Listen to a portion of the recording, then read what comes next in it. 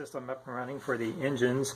Right now it's just being powered by a 9-volt system of 6 AA 1.5 batteries. You can take a better look at the strips of LEDs. Very pleased with the way it turns out, or the way it has turned out. So here we go. Just a quick look at that. And see if we can see inside there. You can see the 2 light strips lighting up. I've also put on a dull coat over the engine strip, and that's helped to diffuse the light quite a bit, so you don't see the individual LEDs quite as bad. Anyway, let's keep going. Catch you up on the paint job and where we're going with it. We're starting to work on the detail colors, and a lot of it's hand painted. The reds, I got some reds, dark grays, some light grays. As you see on the bottom, it's mostly just red and light grays. Now I did mostly hand painting. I have masked off a lot of these areas with tape and just used my airbrush on a lot on the bottom, especially. I think I went a little bit heavier with masking off and using the airbrush. I've also used some gunmetal colored paint in my airbrush and darkened in these recessed areas on the front, or on the bottom and on the top, and also on the I guess the engine outlets or whatever these are. I've gone on with that gunmetal. Now, one thing I've done extra is I've gone back over this with our base coat, this light gold gray from Mission Models. That was the base coat that I put on. Once I did all these detail painting, I went back over a very light coat over all the painted areas just to kind of blend it in and give it more of a worn look, to where it wasn't so distinct, it wasn't popping out at you, and it kind of blends in. This was still need to touch up. There still need some colors, and we haven't even really gotten into the weathering, but just want to catch you up on where the painting was on the ship.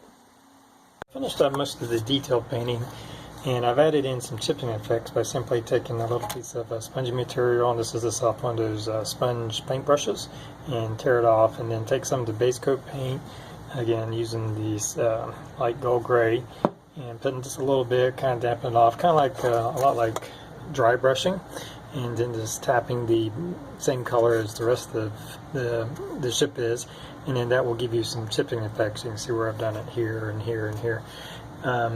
In the different panels to give us our worn look. I've also started adding in some dry pastels just to darken some of the recessed areas around the whatever these are, and in the crevices, try to get some of that. So what I'm looking at doing now is I'm going to clear coat it with a gloss clear coat, and then we'll start putting a wash over it to get into all the little recessed lines and the panel lines and whatnot. So let's just keep going. Alright, so here we are. We've applied our first wash for the weathering effect, and what I used is just this liquid black shoe polish, and I put it in a bowl with a little bit of water. There's also a little bit of alcohol mixed in, probably 1 part alcohol to 10 parts water, and I thinned it down, and I've already applied it to the bottom section here, and just to kind of get into the panel lines, just to give it a little more detail. So I'm just going to show you how I did it. Well, we're going to bring the top part over here, and we're just going to work on the section. And I just take a paintbrush here and get some of the mixture on it. Now I have a rag ready, dirty rag. Obviously, it's going to get all messed up, and we're just going to take it and work it into all the crevices here. As you can see, it starts getting in, it's going to dirty up all the panels, and we really want it to seep into these crevices here and getting dark, and that's what we're wanting. So we just put that on there like that. Now when I'm cleaning it off, I'm going to try to, there's some parts where you'll have to rub side to side, but I pretty much want to go away from the center. As you look, the Millennium Falcon, everything angles toward the center of the ship, so we want to kind of pull it away. And that way, if it does leave a streak, which is what we want, very faint streaks. Now we're going to go in and do some more detailed streaking, more pronounced streaking. But at this point, if we have some very light streaks, that's a good thing. That's kind of what we want. But we can do as many coats, and I want to get it into these recessed area really well too, to darken that up. And you can see I've also did some just light dry brushing with some silvers in there, just so we have some detail coming out. And so let's kind of go over that. and do it to the degree that you like it. But we've now got some of it in here. We may go back over in a little bit. Give it time to dry. Obviously, we want to seal it over. Now, one thing again is I put a gloss clear coat over this to, one, protect the paint, but two, as I'm doing this weathering here, that my wash isn't going to seep into and really darken those panels. That's not what I want. What I want is this, it seeping into these recessed areas. Now, if it does, like I said, if it does leave some streaks, then that's good. That's what we want, some very faint streaks to show the subtle signs of weathering. So there we are with that, and I'm just going to finish up this top section here. Another thing before I leave off this section is, I forgot to mention, is if you do have some areas that are drying that are just a little too dark and your towel's no longer removing it, just take a little bit of your water, clean water, and have some Q-tips ready, or your towel, and just water will soften that back up, and just go back over and I'll lighten it up. And you can have some Q-tips ready in case you need to get any like crevices, areas that you don't want so dark, and that will remove the wash from it. So just a little tip as you're working through this. Have some water on hand and some Q-tips in case you need to get into some tight places. Let the shoe polish wash dry, and now we're going over with some more detailed weathering and making more specific areas. As you can see, I've started kind of doing these downward stripes of weathering. Remember, everything kind of radiates from the circle and goes outwards, or radiates in the center of the ship. So what I'm doing now to get all these little marks in here and do a little bit specific weathering is I'm just using some just basic black oil paint, and I have a little Testors enamel thinner that I'm using to thin it out when I need to. But before I thin it out, I just dab some onto a little paintbrush. Spot where I'm giving an example of it, and I'm just going to put a little bit up at the beginning of like a panel line, and then I'm just going to take a normal paper towel, and I'm just going to kind of go away from it, and then I'm just going to start working it in until I get to the desired level, and then we have our downward weathering stripe. Now, if it comes across too thick or you don't like it, just take some of the enamel thinner, put on your brush. You can go over it, and then it'll just wipe completely clean. That's the advantage of putting that clear coat on like we did, is it gives us, and we can use that thinner and put it on without too much of a worry of taking off any paint. Obviously, if you put too much thinner and keep working it, working the same areas, eventually going to go through the clear coat and into the paint. We don't want that. But just for little touch-ups, or you can put just a little bit on a paper towel, and that would remove it. But then you can add just a little bit of that thinner to that black paint, and say like right here where maybe you want that vent a little darker. I've thinned it down with a little bit of enamel thinner on that oil paint, and we can just brush all over it. Don't worry about if it's too messy. We can always go back over and take our paper towel, and we can start cleaning it up. If you need to use a Q-tip or some more thinner, we can weather it up as dark or as light as we want it. You just remember, have fun with it. You know, I'm not going to be terribly dark, though it is getting to be pretty weathered here. But my idea is not to be just black. I still want the base coat to kind of look uniform. So those are some things you can do with oil paint. Just remember, just take the paper towel and just drag it away from the center to give us our little marks that look like weathering or moisture, something's coming down off of the ship. So there's where we're at with that. Okay, so now you can see that we have the lighting situated. Now, I'll be the first to admit, I'm not the greatest at lighting stuff. I'm not the neatest. The great thing about this model is there's a lot of space. Everything's just a big circle, basically, and everything kind of goes out. So there's a lot of space to work with. You don't have to be terribly neat. I did try to bundle up all the wires. So let's just take a quick look at what lighting we've done. Now we have the, sorry, my leads are hitting out.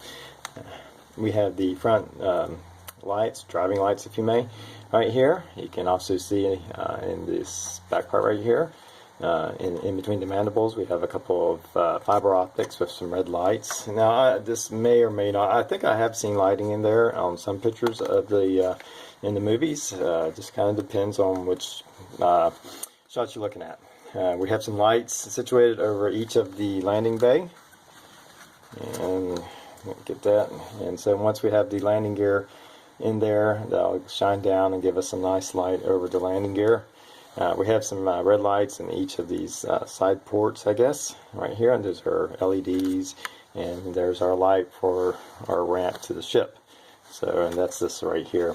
And now you can see that the fiber optics are just going through here, and I just have a red LED in the metal tube, and that's just hot glued. Now just the position was just kind of convenient to run the different lights. Still debating whether I should run some more LEDs. At this point, I think I'm pretty happy with that. The cockpit is also lit. That's in the other half. You can see where everything's now connected, and we have our plug going in. Obviously, when we have our display built, you'll have an on-off switch, but for now we just plug it in there, and we'll have our engine lights. Of course, that'll be covered over.